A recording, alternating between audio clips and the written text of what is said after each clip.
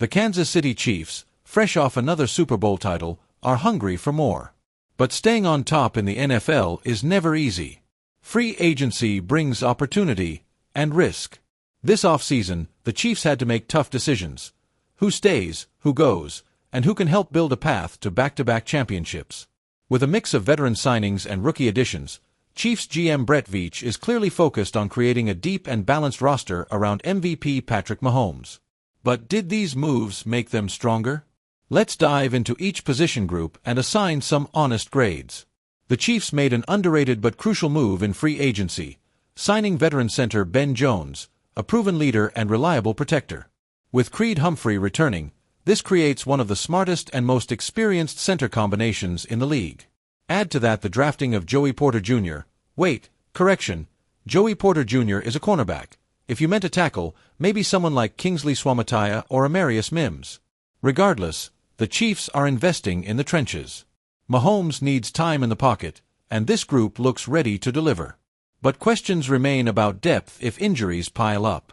Let's give this group a grade, B+. The starting five looks solid, especially with Humphrey, Smith, and Taylor.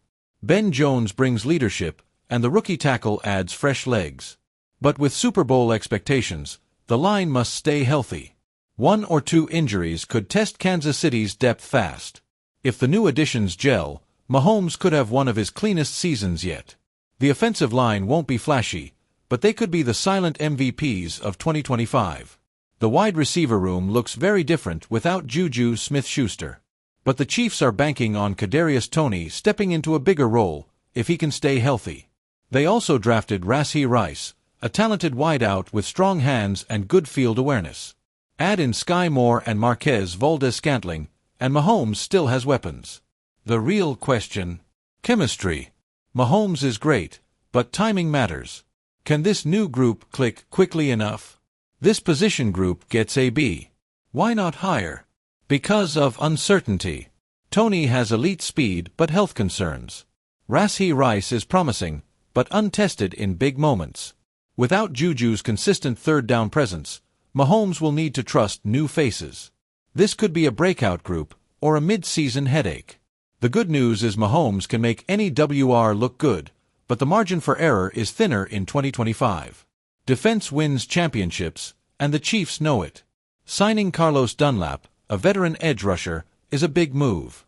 He brings leadership, playoff experience, and can mentor younger linemen. Then there's the secondary, where Kansas City drafted cornerback Cameron Brown and safety Eli Ricks. With L'Jarius Sneed gone, bolstering the backfield was critical.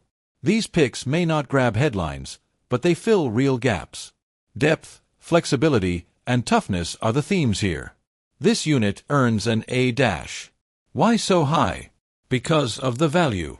Dunlap isn't just a sack machine, he's a locker room general.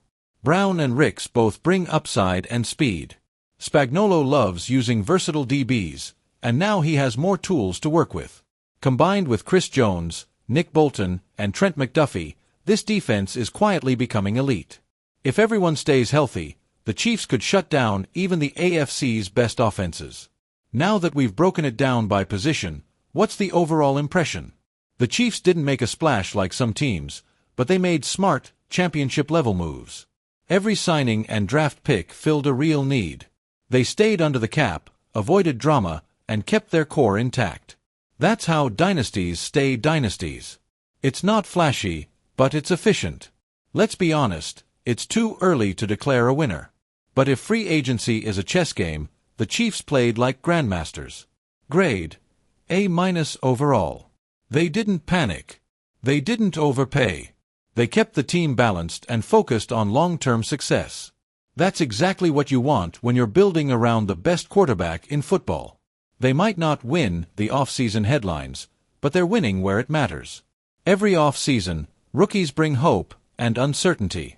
For the Chiefs, Rashee Rice at WR and Cameron Brown in the secondary are names to watch closely. But there's another dark horse, Shamari Connor, the versatile safety drafted last year who could finally make a leap. These young guns could be key contributors in 2025. Especially in Steve Spagnuolo's system, versatility and football IQ are prized. Brown's physicality and Rice's route running are already turning heads in minicamp. Keep your eyes on how they're used in preseason, especially on special teams, where many Chiefs rookies earn their stripes. Andy Reid isn't just the best coach in the NFL, he's the most stable. In an era where teams constantly shuffle coaches, the Chiefs' staff continuity is a cheat code. Offensive coordinator Matt Nagy is back in a bigger role, and Reid's trust in Patrick Mahomes gives the QB freedom few others enjoy.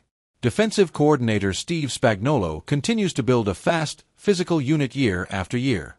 This kind of staff synergy means new players can plug in faster, and that's a huge edge when integrating rookies or free agents. It's not just about talent, it's about how fast that talent can be used. Let's talk predictions. With the new-look roster, what's the realistic outlook for 2025?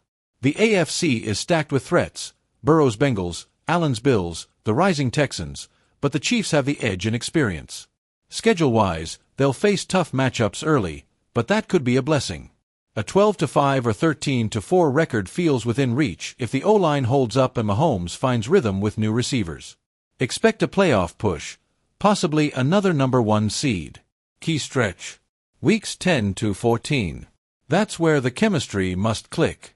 Anything less than an AFC championship appearance would feel like a disappointment. But given how smart the front office played this offseason, the Chiefs remain the team to beat. One of the most controversial offseason decisions? Not re-signing Juju Smith-Schuster.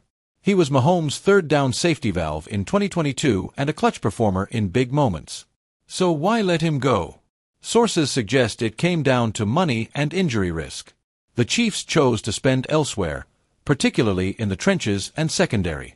While it's a strategic gamble, fans are divided. Some say the WR room is too thin without him, while others believe Rashee Rice and Toney have higher ceilings. If the passing game struggles early, this decision could draw major heat on Veach and the front office. Will it haunt them, or look like genius? Yes, everyone knows Mahomes is elite.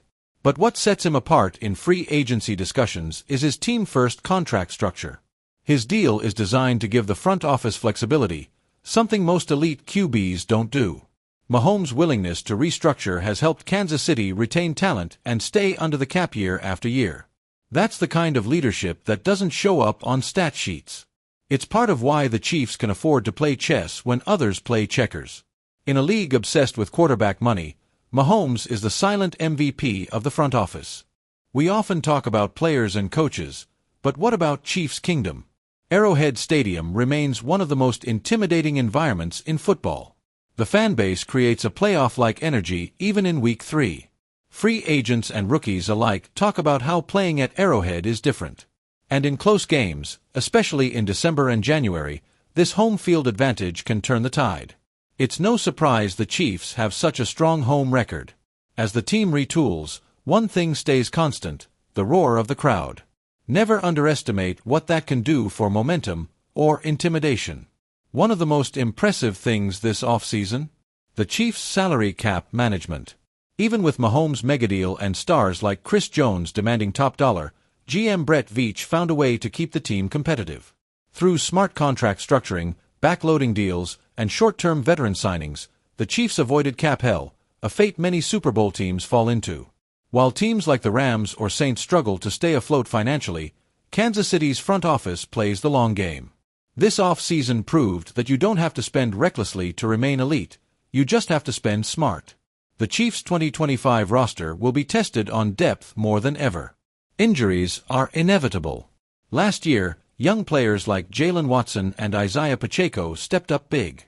Can they replicate that magic? The team has faith in its system: build through the draft, develop fast, and plug holes without overpaying.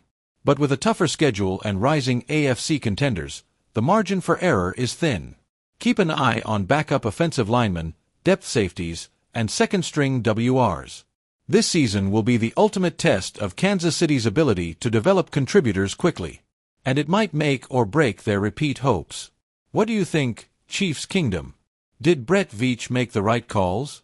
Drop your free agency grades in the comments below. Don't forget to hit that like button, subscribe, and turn on notifications so you don't miss any off-season updates. We've got training camp breakdowns, rookie profiles, and bold predictions coming your way. This is Kansas City Chiefs Today, and we're just getting started.